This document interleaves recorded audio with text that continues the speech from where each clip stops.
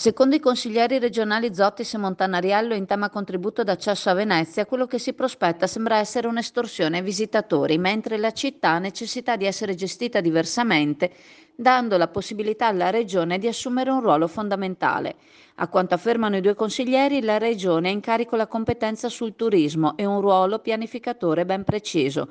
Il presidente della Regione Veneto Luca Zai e l'assessore Caner non possono, secondo i due consiglieri all'opposizione, restare silenti e passivi solo per evitare contrasti all'interno della loro maggioranza.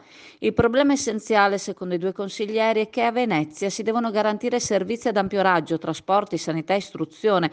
In poche parole, la base per dare il via a una politica residenziale, invertendo la tendenza attuale che sta trasformando la città, ponendola ad uso e consumo del turismo. Questa tassa, secondo i due consiglieri, mercifica ancora di più la città, ma i problemi restano.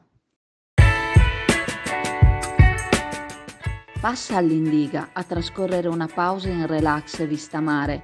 All'Indiga troverai dell'ottimo gelato artigianale, gusti tradizionali e novità per deliziare il tuo palato.